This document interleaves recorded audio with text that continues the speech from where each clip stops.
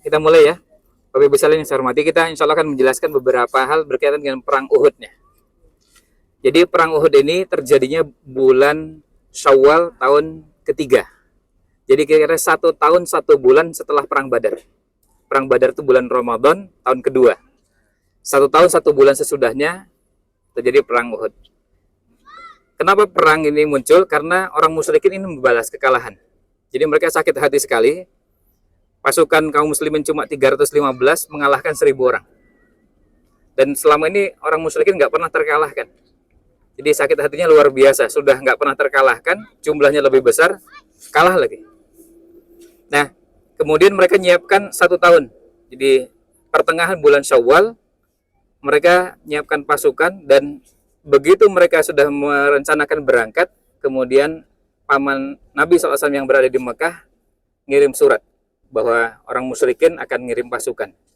Besarnya 3 kali lipatnya, 3000. Kalau perang Uhud cuma 1000, di perang Badar cuma 1000, perang Uhud 3000. Nah, 3000 ini kemudian mereka siapkan bukan cuma pasukan tapi juga mengajak kaum wanita untuk memotivasi. Dan mereka berangkat, lalu Nabi SAW dengan para sahabatnya musyawarah dengan para sahabat, dan ada 2, para sahabat senior dan junior. Para sahabat senior mengusulkan kita perang dalam kota aja. Kalau perang dalam kota, dan kebetulan Uhud ini sebelah utara dari kota Madinah, mereka berpikir kalau kita perang dalam kota, kita menguasai kota. Kalau mereka akan masuk dari 3 sisi, mereka kuasai. Kanan kiri nggak mungkin masuk. Dari belakang juga nggak bisa, cuma dari satu arah. Kalau mereka masuk, kita hajar habis-habisan dari semua arah. Jadi biar mereka masuk dan semua bisa terlibat. Bahkan bukan hanya laki-laki, perempuan pun bisa ikut terlibat. Misalnya dari atap rumah, kemudian menggunakan berbagai cara untuk melemahkan musuh. Nah, tetapi sahabat-sahabat yang junior, yang belum masuk Islam saat perang Badar, ketika perang Uhud masuk Islam, mereka mengatakan, kami ini di zaman jahiliyah nggak ada ceritanya perang itu di dalam kota. Itu bukan laki-laki. Kalau bahasa orang sekarang cemen gitu ya. Ya. Masa kita ini di zaman jahiliyah aja nggak pernah, pas begitu masuk Islam perangnya seperti ini. Keluar, kita hadapi di luar kota Madinah, dan akhirnya kemudian keluar dari kota Madinah, itu yang diputuskan. Begitu Nabi SAW sudah akhirnya menerima usulan tadi dan diputuskan, beliau pakai baju besi dan rangkap 2. Begitu lihat pakai pakaian seperti itu, para sahabat yang junior tadi merasa nggak enak. Wah, kayaknya usulan kita ini malah memberatkan Rasul SAW. Lalu nyampaikan pada pamannya Abbas. Kebetulan Abbas itu paman Nabi SAW yang seumuran dengan Nabi. Jadi ini Pak Le, tapi seumuran. Nah, kemudian Hamzah ya, nyampaikan ke Hamzah, dan Hamzah menyampaikan kepada Nabi SAW. Sebetulnya para sahabat yang junior ini mengusulkan, udah nggak apa-apa kita ikut pendapat Rasul aja, atau pendapat sahabat-sahabat yang junior, kita perang dalam kota. Tapi Nabi SAW menyatakan tidak ada ceritanya Nabi SAW sudah pakai pedang, sudah menggunakan pedang dan menggunakan baju besi, lalu menyarungkan kembali pedangnya. Artinya kalau kita perang, bismillah kita perang. Nah, kemudian keluar. Yang keluar dari kota Madinah berapa orang? 1000. Insya Allah nanti kan kita akan tunjukkan dioramanya, tapi saya akan tunjukkan di sini terlebih dahulu arahnya atau posisinya. Jadi orang musyrikin itu datangnya dari arah sebelah sana. Ya, datangnya dari arah sebelah sana, kemudian mereka nanti masuk ke kawasan di belakang saya ini. Nabi SAW pada saat berperang menyiapkan 50 para pemanah yang letaknya di atas bukit ini. Ini dinamakan Bukit Para Pemanah. Yang di atas itu ya ada orang-orang yang berada di atas, itu nama jabalnya Rumah. Rumah itu dalam bahasa Arab jamak dari Romi, yang artinya pemanah. Rumah itu artinya para pemanah. Jumlahnya 50. Dan Nabi SAW pesan, pokoknya apapun yang terjadi jangan ada yang turun. Kita menang, kalian nggak boleh turun sebelum kami minta turun. Dan kalaupun kita kalah, sampai kalau burung-burung memakan bangkai kami, kalian nggak boleh turun sebelum kami minta turun.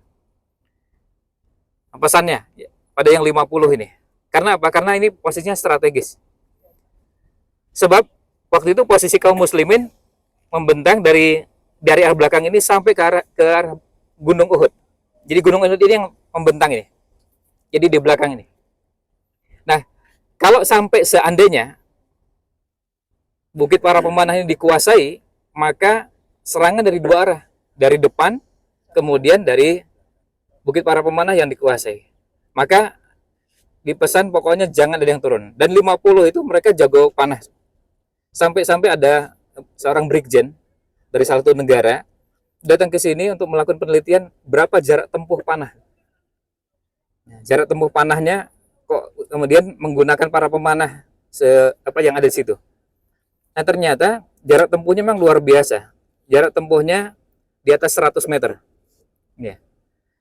Bahkan ada yang mengatakan ada yang sampai sekitar hampir 300 meter. Nah, itulah yang kemudian akhirnya jaraknya dari bukit disiapkan pasukan, kemudian ada ruang kosong, itu yang bisa terjangkau oleh panah. Dan posisinya enak di atas. Jadi siapapun yang mendekat bisa dipanah dengan mudah.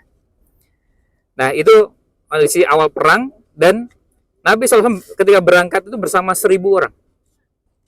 1.000 kaum muslimin. Tapi di tengah-tengah kaum muslimin sudah ada munafikin. Pimpinannya namanya Abdullah bin Ubay bin Salul. Bayangkan perjalanan hanya cuma sekitar 5,5 kilometer.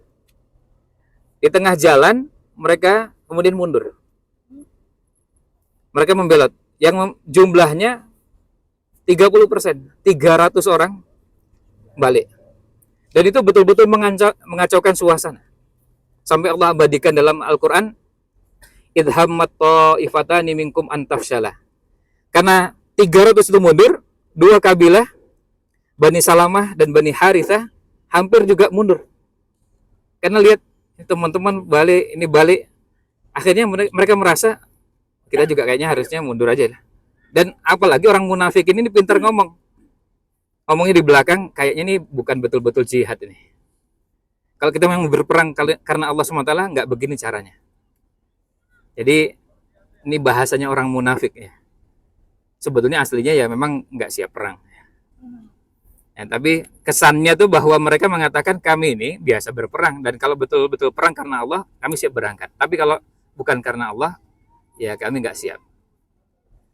Nah, 300, seandainya 300 ini sejak awal nggak ikut, tentu lebih enak.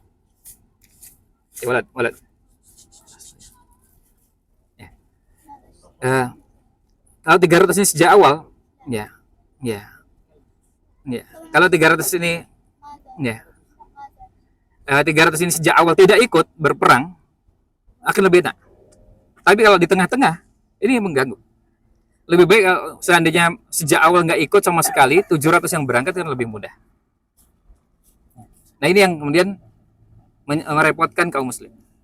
Dan akhirnya kemudian 300 ini yang lalu kita kenal sebagai orang-orang munafikin yang membelot di tengah jalan. Nah, kita akan coba berjalan lagi ke sana. Nanti di belakang sana ada diorama yang menjelaskan bagaimana proses perjalanan dan rutenya. Kita akan lihat ke sana. Kemudian kebetulan posisinya di samping SD Hamzah bin Abdul Muthalib. Hamzah itu paman Nabi yang terbunuh di sini. Dan kita juga akan tunjukkan nanti ada kuburan para syuhada. Kita akan jelaskan tahap demi tahap. Sementara kita cukup dulu di sini, kita bergeser lagi.